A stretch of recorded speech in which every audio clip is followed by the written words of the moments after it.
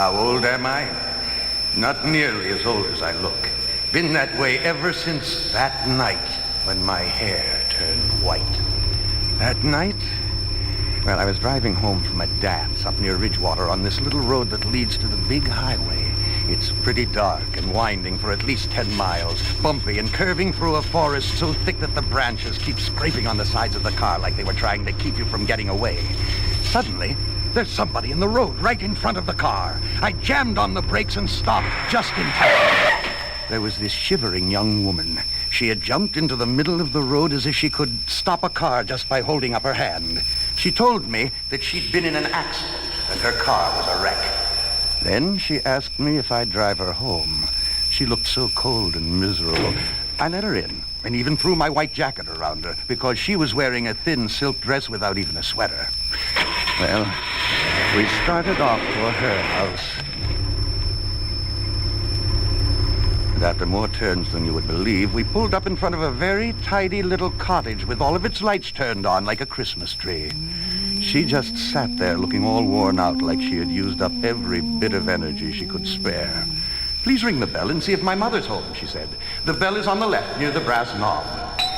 I rang the bell, and the lady who answered looked like an older version of my hitchhiker.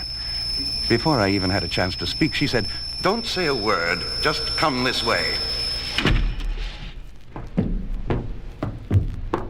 It all seemed very strange, but I followed her anyway. Up the stairs, down a hall, and into a very pretty room. A girl's room, I could tell. And on the table by the bed, there was a picture of a young girl. It was my hitchhiker. But all around the picture, there was a black border. Then the woman beckoned me to follow her back downstairs. I followed her down the stairs, out the door, and past the car. There was nobody in it. We walked a little further and came to a little private cemetery with a grill-work fence around it. We went in and stopped in front of a grave that looked newer than the others. The woman pointed to the grave and said, "My daughter. She was killed in an automobile accident last summer, and every night some stranger brings her home again." Well, I was terrified. I turned away and left her there, but not before I noticed something sticking out from under the gravestone. I ran to my car and drove back home as fast as I could.